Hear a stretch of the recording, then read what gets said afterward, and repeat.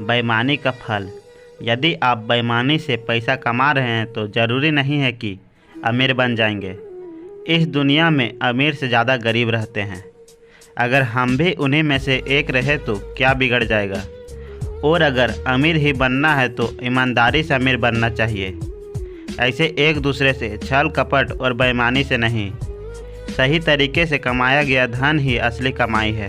इंसान की पसीने की कमाई जीवन में फलती फूलती है और बेईमानी से कमाया हुआ पानी के बुलबुले की तरह नष्ट हो जाता है। इंसान तो पैसे के लालच से बदल जाता है। अगर कुछ लोग बेईमान नहीं होते तो दुनिया में आज इतने लोग गरीब और परेशान नहीं होते। हमें अपने जीवन में एक बात की गांठ बांध लेनी चाहिए कि बेईमानी की कमाई से शक्लें तो संवर सकते हैं लेकिन नस्लें नहीं। इस कहानी में हम देखेंगे बेईमानी का फल का क्या नतीजा होता है। एक गांव में एक बाप और बेटा रहते थे। बाप का नाम सुदामा और बेटा का नाम काशी था। काशी की माँ की बहुत पहले ही मृत्यु हो गई थी, इसलिए अब यही दोनों रहते थे। सुदामा पूरे गांव में सबसे ज़्यादा अमीर था। वह बहुत सारे नौकर चाकर भी रखा हुआ था। वह दोनों अपनी ज़िंदगी बहुत ही ठाठ से जीते थे। किसी भी चीज़ की कोई कमी नहीं होती थी। एक दिन किसी कारण से वह अपना सारा धन दौलत खो दिया और गरीब हो गया। गरीब हो जाने के कारण उसके सभी रिश्तेदार और सारे गांव वाले उसके मजाक उड़ाने लगे। इस पर वह दुखी होकर सोचा, जिस गांव में मैं ठाठ से अपना जीवन जिया करता था, जहां सभी सम्मान और इज्जत किया करते थे, वही आज मेरा मजाक उड़ा रहे हैं। कल तक जो सगे संबंधी मेरे लिए अपने प्राणों की बाजी लगाने की बातें किया करते थे, वही आज मुझे अपमानित करने में कोई कमी नहीं छोड़ते हैं। किसी ने सच ही कहा है कि इस दुनिया का सारा प्रेम और अपनापन केवल संपत्ति के कारण ही प्राप्त होता है। एक दिन काशी ने शहर जाके पैसे कमाने के बारे में सोचा, लेकिन उसके पास एक भी रुपया नहीं था कि वह शहर पहुंच सके। वह बहुत उदास हो गया। फिर उसे याद आया कि उसके पूर्वजों के द्वारा बनाई गई लोहे की एक बहुत विशाल तराजू रखी हुई थी, जिसे उसने अपने वंश की आखिरी निशानी समझकर बचाकर रखा था।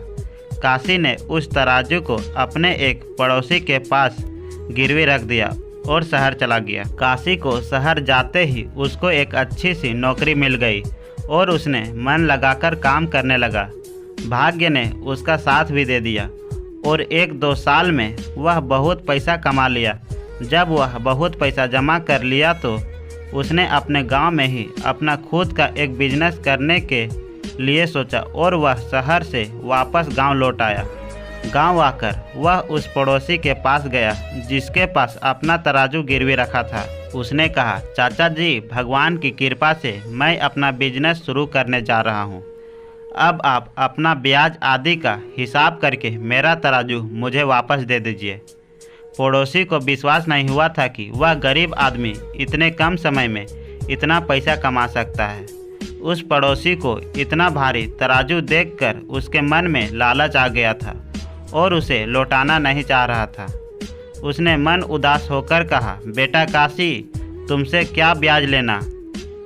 तुम तो मेरे परिवार के सदस्य जैसे हो, लेकिन मैं तुम्हारे सामने लज्जित हूँ। तुम्हारी तराजू की मैं रक्षा नहीं कर सका। उसे चूहों ने कुतर कुतर कर खा लिया। अब तो उसका एक टुकड़ा भी नहीं बचा है। काशी समझ गया कि इसके मन में बेईमानी आ गई है। काशी को बहुत गुस्सा आया, लेकिन उसने अपने गुस्से को दबाकर रखा और बोला, भाग्य और होनी पर किसी का वश नहीं चलता। चाचा जी, तराजू को चूहों ने खा गए तो इसमें आपका क्या दोष। आपने तो चूहों को कहा नहीं होगा कि वे उसे खा जाएं। पड़ोसी ने उदास होकर बोला, हाँ बेटा, अब कर भी क्या सकते हैं। काशी ने कुछ देर तक बातें करने के बाद कहा, चाचा जी, रामू कहाँ है? मैं नदी में नहाने जा रहा हूँ। उसे नदी में नहाने में बहुत अच्छा लगता है। सोचा उसे भी साथ में ले जाऊँ। रामू उस पड़ोसी का बेटा था और वह काशी का बहुत अच्छा दोस्त भी था। उस पड़ोसी ने अपने बेटे रामू को बुलाया और काशी के साथ नदी में नहाने के लिए भेज दिया। काशी और रामू नदी में नहाने के लिए चल दिए। नहाने के बाद काशी ने रामू को एक गुफा में छुपा दिया और उसके द्वार को एक बड़ा पत्थर से बंद कर दिया और वह अपने घर की ओर चल दिया। काशी को अकेला आता देखकर पड़ोसी डर गया और बोला, बेटा रामू कहाँ है? काशी उदास होकर बोला, चाचा जी मुझे माफ़ कर दीजिए, मैं रामू को बचा नहीं पाया। मैं नदी में नहा रहा था और रामू नदी के किनारे बैठा हुआ था कि एक चील आई और उसे लेकर उड़ गई। मैं बहुत दूर तक उसके पीछे दौड़ा, लेकिन वह इतना तेज उड़ रही थी कि मैं उसका पीछा नहीं कर पाया। पड़ोसी गुस्से में बोला, अरे ओ झूठे, तूने मेरे बेटे के साथ क्या किया है? क्या चील इतने बड़े लड़के को लेकर उड़ सकती है? सीधे सीधे मेरे लड़के को लौटा दो, नहीं तो मैं तुझे राजा से दंड दिलवाऊंगा। काशी बोला, देखिए जो सच है मैंने आपको बता दिया, अब आप राजा के पास जाना चाहते हैं तो जाइए, मुझे कोई दिक्कत नहीं है। दोनों राजा के दरबार में पहुँचे। पड़ोसी ने सारी बातें राजा को बताया।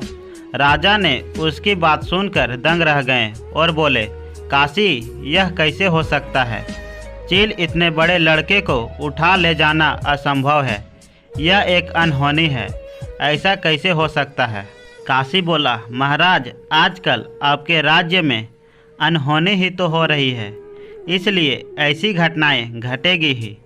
जब लोहे के तराजू को एक चूहे खा सकते हैं तो चील एक लड़का को लेकर क्यों नहीं उड़ सकती है? राजा बोले, ये तराजू वाली क्या कहानी है? तभी काशी ने पूरी कहानी राजा को बताई। इस पर राजा ने गुस्से से बोले, बेईमानी किसी का भला नहीं करती, क्योंकि जब यह एक व्यक्ति के मन में उत्पन्न होती है तो अनेकों को बेईमान बना देती है। तुम्हें इस बेईमान का फल मिलेगा। तभी पड़ोसी ने राजा से बोला, महाराज मुझे माफ़ कर दीजिए, मुझसे बहुत बड़ी गलती हो गई है, मेरे अंदर बेईमानी का भूत सवार हो गया था, अब ऐसी गलती नहीं होगी। राजा उसे क्षमा कर दिए और बोले, तुम इसके तराजू लौटा दो और तुम इसके लड़के को लौटा दो। बेईमान आदमी किसी भी हद तक जा सकता है, वह इस बात पर बिल्कुल भी नहीं सोचता कि वह जो कर रहा है वह सही है कि नहीं, इसलिए किसी भी आदमी पर विश्वास सोच समझकर करे। तो दोस्तों आपको यह कहानी कैसी लगी कमेंट करके ज़रूर बताइएगा। साथ ही साथ हमारे चैनल पर नए हो तो चैनल को सब्सक्राइब करके बेल आइकन प्रेस कर दीजिए। तो मिलते हैं फिर से एक नए कहानी में।